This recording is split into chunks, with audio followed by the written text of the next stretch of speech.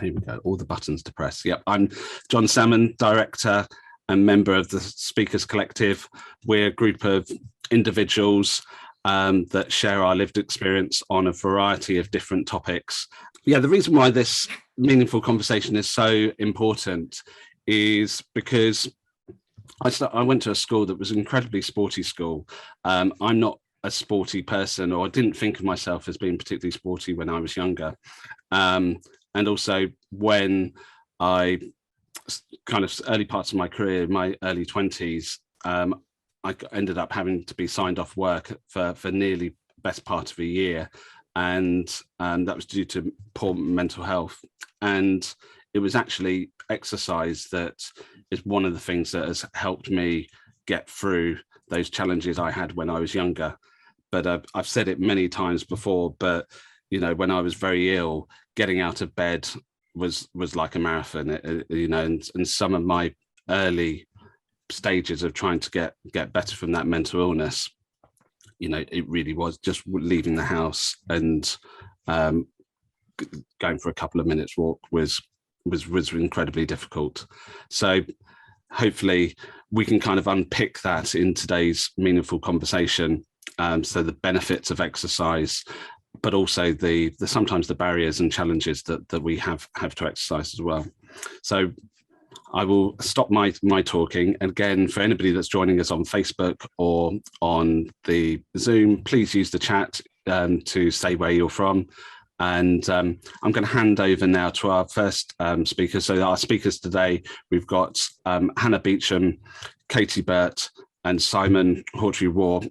And I'm going to just get them all to do a brief introduction to who they are. So first, I'd like to introduce to Hannah. Hannah, how are you? Oh, I'm well. Better for being here. Thank you for inviting me. And it's good to see some familiar names as well, people that I know are in the Red community. So yeah, it's so lovely to have you a part of this. And I'm excited to hear your questions and things like that as well. So thank you for joining. So Red January, I set Red January up 7 years ago.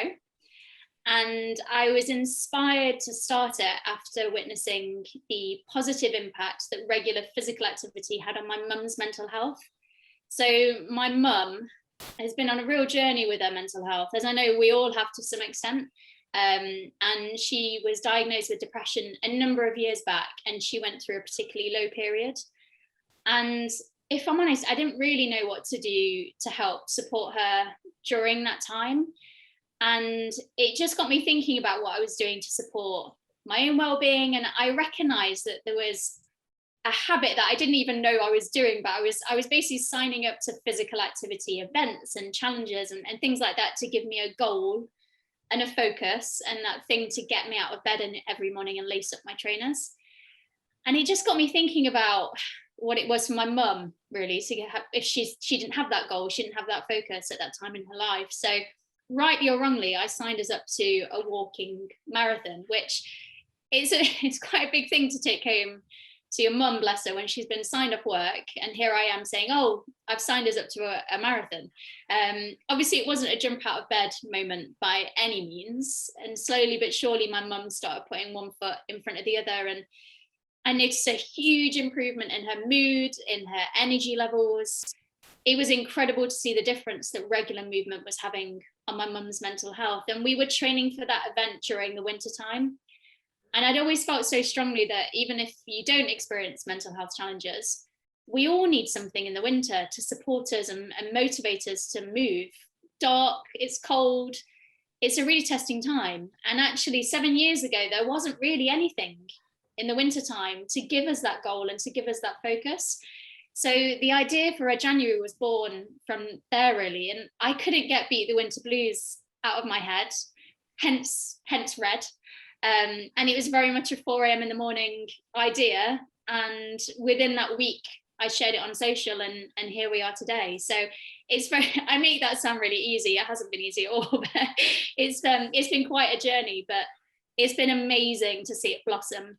And for people to turn to Red at a time of year where they do need an extra boost. So it's amazing to see the kind of the ripple effect that it's had, and people going out there and spreading the word about the difference that it's making to their mental health as well.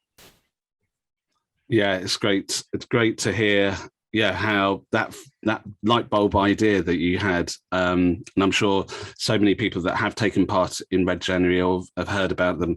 One of, you know, for me personally, January is a really tough month, and yeah, so we can, yeah, I think we can all relate to having something where we can actually, yeah, do something, have something to kind of focus on in that January month. So I'm going to hand over now quickly to Simon. So Simon, how you're doing? So for those who haven't got their video on or can see the video on, Simon, you're not indoors. Where are you? No, you can probably hear there's a dog barking. I'm in Regent's Park, and yeah, movement. It's lovely to be here and to be in the company of Katie and Hannah and you, John. Movement's a really central part of me, my life, and my work. I'm a coach. I help people find fulfillment and impact in their work. It's really important for us, for our mental health and our well-being. And movement and the outdoors is a huge part of that. And how that relates. So I do all my work outside, and we all get caught up in the sort of four walls of our day to day. And one of the big things for me around movement is change of perspective. And it's so critical when we're in a hole, we're in a dark place, we're in dark January, to get out, get moving, change the view, change the scene. And that's a big part of the work I do, both metaphorically and physically. And there's some wonderful science on, and we'll probably get into it later in the conversation, around the benefits of movement. But a big part of my work with people is getting stuck. The outdoor metaphor, wood for the trees, but movement literally gets you out of that, gets you moving forward, and whatever problems you've got, whatever issues you've got, getting out, walking, moving forward is huge. The only other thing I'd like to say that's really keen to me, I'm blessed to be healthy and fit. I spend a lot of time outside, but that's not for everyone. And I've got a disabled daughter, and she's really taught me the value of, I suppose, micro movements and getting out. And it doesn't need to be big runs, big hikes, big distances, just to shift that perspective and get some movement. Yeah, brilliant. Thank you, Simon. And Katie, last but not least, yeah, Katie is somebody that I've been following on social media since I heard about Red January. So it's a real pleasure to have you here as well on the meaningful conversation, and also yeah, to kind of get to know you better as well. Oh, well, thank you so much, John, for having me. Yeah, so, well, my name's Katie. I guess I fit into this conversation today mainly around the the contemplations that I do on social media, which ultimately stemmed from back in 2017. I had a really difficult time with my mental health, and like John, what you were saying earlier, it really was a marathon for me to go outside, to do literally anything. I remember once sitting on my bed watching people run past my window, thinking, how am I ever going to do that? And prior to this really difficult time in my life, I did do a bit of running. I never was particularly consistent, but basically, yeah, so in terms of like social media, I set up this Instagram account to kind of try and find some way of finding how to get better. And yeah, like you said, Simon, it's not necessarily about a lot of movement, or indeed setting those specific goals, like to run a marathon, which I have now done, but that it was never about that. Yeah, so to me, movement, it might be a walk to the nearest tree to have a sit down and do a bit of knitting, or it might well be, which after 6-7 months of like recovery, shall we say, trying to recover, I came across Red January, which I guess, again, that's how I link in with Hannah. And I've said this to Hannah and I'll say it again, you know, it really did help refocus my life and give me that purpose, exactly like what you said, Hannah, your mum, something to get me out of the house and change that perspective, because it's very, very easy to just remain in your head and to remain with these cyclic thoughts of, I can't, I'm never going to do this. But actually movement, even if it's for 5 minutes, and then the rest of the day you don't do anything, for those 5 minutes you've taken yourself out. And it's funny how things continue as you continue to move forward.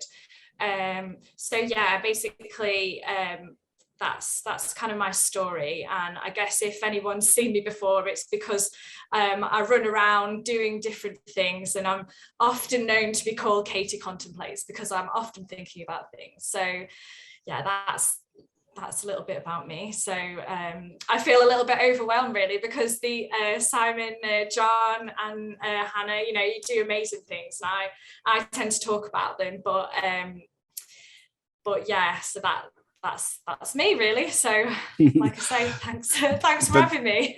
But talking is so important, and I think that's I think kind of so relatable, and I can really relate to the social media posts that you do, but I guess that, you know, that was quite a big step.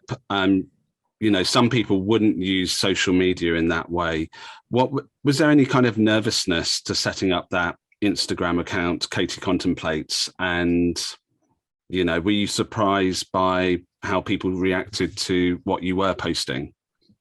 Yeah, basically it was completely separate from any personal account, because I was off work sick, and yeah, I was nervous about it because I thought I shouldn't really be doing this because I'm off sick, so therefore I shouldn't be doing anything.